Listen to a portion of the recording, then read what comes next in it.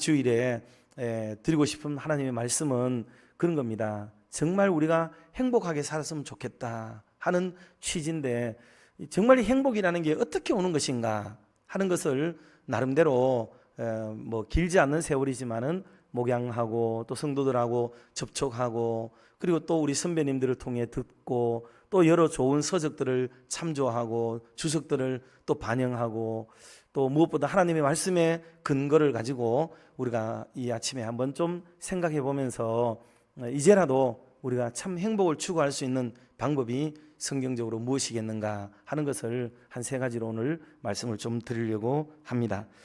첫 번째로 행복한 인생을 살려고 하면 여러분 무엇인가를 남을 좀 줘야 돼요. 남을 줘야 돼요. 그러면 행복해집니다.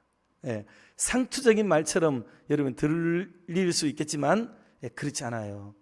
인생이 정말 행복해지기를 바라면 자꾸 무엇을 얻으려고 하고 받으려고 하는 데서부터 좀 벗어나서 작은 것 하나라도 마음에 이렇게 두고 무엇인가를 남에게 한번 주는 기쁨을 좀 사실 많이 느껴보십시오. 그러면 인생이 행복해지고 즐겁고 굉장한 만족이 내게 찾아온다는 것을 알 수가 있습니다. 오늘 바울도 주님의 말씀을 인용하면서 얘기를 해요. 여러분 예수님을 생각해 보세요. 예수님은 좀 출신이 그렇게 위대하지를 않습니다. 영적으로야 뭐 말할 것도 없이 하나님의 아들로 오셨으니까 위대하지만, 그런데 사람의 모양으로 사람의 가운데 오셔야 됐기 때문에 천하고 가난한 목수의 아들로 오셨습니다. 집이 가진 게 없는데 뭘 남에게 나누어 줄 만한 물질을 베풀 수 있는 그런 넉넉한 집안이 아닌 거예요. 그래서 주님은 그들에게 줄 게 없지만 사랑을 베푸는 거죠. 온정을 베풀고, 그래서 근원을 치료해주고 그들을 회복시켜주고 그들에게 참 벗이 되어주고 이웃이 되어주고, 그리고 피를 흘려주시고 십자가의 자신까지 내어주시는 그런 넉넉한 마음을 보여주신 것이 주님의 삶의 방식이었어요. 여러분 우리는 누구의 삶의 방식을 따르려고 합니까? 우리는 예수 사람 아닙니까? 그리스도인이잖아요. 그러면 예수님이 우리의 기준이 되고 예수님이 우리의 표준이 되어야 되는데, 우리는 왜 자꾸 모세 율법에 치중하게 되고 율법사들이 살아가고 율법사들이 살아갔던 그 삶의 방식을 우리가 자꾸 따라가려고 하느냐, 그 말이에요. 늘 삶의 방향과 태도는 섬기려고 하는 태도, 그리고 무엇이라도 자기를 비워나가면서 남에게 베풀어주고 나누어주려고 하는 이런 삶의 방식이, 이게 기독교의 방식이다 하는 겁니다. 그래서 이 행복은 베풀고 나눠주는 데서부터 시작이 되고 출발이 된다는 것을 꼭 기억하고 조건 없는 그런 은혜와 사랑을 베푸는 멋있는 삶을 우리가 살아가는 우리 성도님들 되시기를 주님의 이름으로 축원합니다. 두 번째는 즐거움으로 일하라 하는 거예요. 우리의 일을 이왕에 하는 것 즐거움으로 하라. 인생이 살아가면서 잠자는 것이 아마 제일 많은 시간이 소비되는 시간이겠죠. 잠자는 시간이.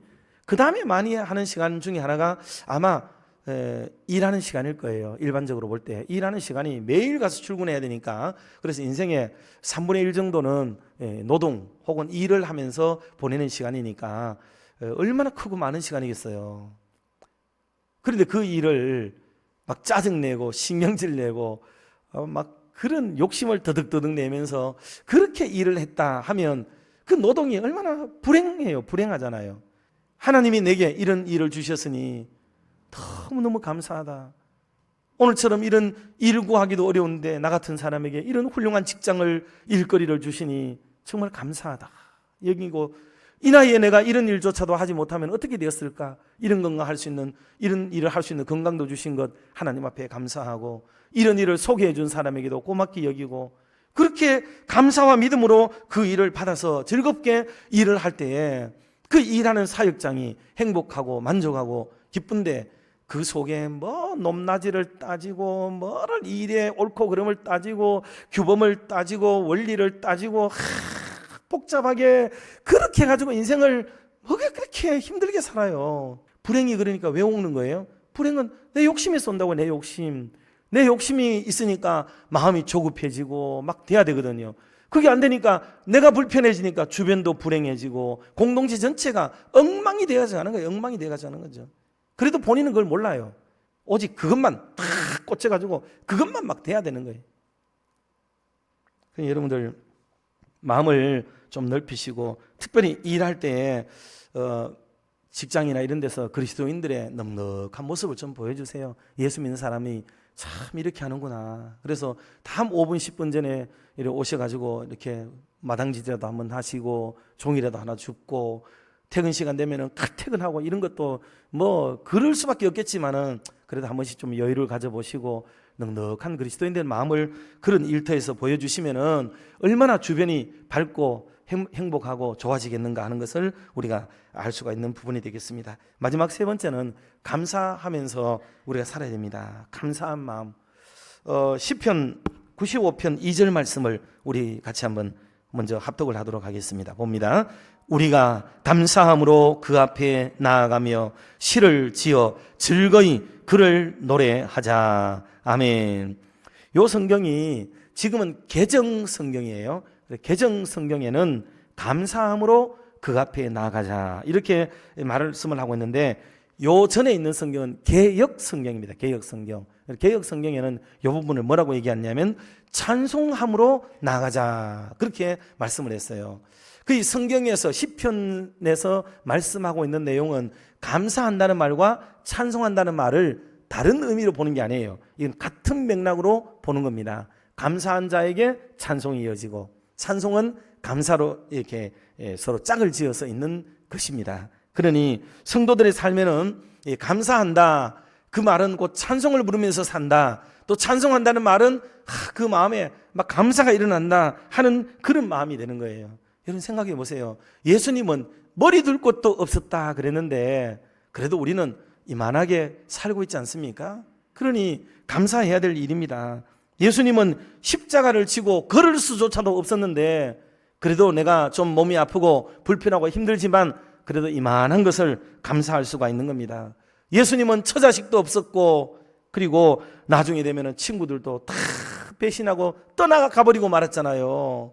그런데 그래도 우리에게는 이 정도만큼만 외로울 수 있도록 도와주셨고, 또 우리에게는 하나님의 교회 안에 이토록 많은 믿음의 권속들을 붙여주셨으니 여러분 이게 얼마나 감사한 일이겠어요. 예수님은 협박당하고 조롱당하고 뺨을 맞고 노골적으로 모욕을 당할 만큼 그런 사람으로서 당하기 어려운 일을 당했었잖아요. 그런데 오늘 우리들이 조금 불편한 얘기를 듣거나 누가 나에게 손가락질을 하거나 뭔 말을 한다 한들 여러분 주님이 당한 것만큼 하겠냐고요. 그러니 그걸 가지고 예수 믿는 우리들이 주님을 기준으로 삼아가지고 생각을 하면 그거 뭐 좀 참고 그러려니 하고 내가 또 욕을 먹을 짓을 했지 생각하고 덮어두고 참고 지나가고 뭐 그럴 수 있는 건데, 그걸 가지고 또 약발을 받아가지고 따지고 이렇게 하면 여러분 우리가 예수 믿는 우리들이 기준이 없잖아요. 기준이 없고 원칙이 없잖아요. 그래 돼버리면 힘들어지게 된다 하는 것을 알 수 있습니다.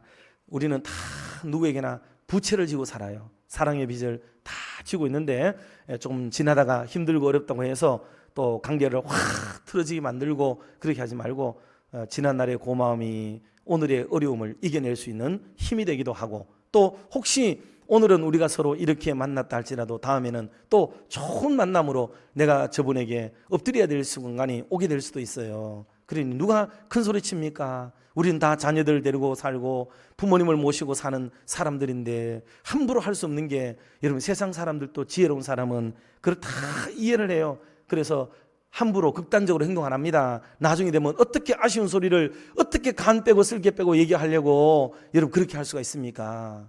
그렇게 하면 안 되는 거죠. 그래서 마지막 막말은 함부로 하는 게 아닙니다. 꾹 참으시고 속을 좀 이겨내고 견뎌내는 그런 신앙의 훈련, 여러분 이게 경건 훈련이에요. 이게 이런 게 성경에서 말하는 훈련이고 트레이딩이고 이런 것들을 우리가 해야 참으로 하나님이 기뻐하는 믿음의 삶을 살아가는 것이 된다 하는 겁니다. 오늘 세 가지 말씀드렸는데 저는 이게 너무 중요하다고 봐요.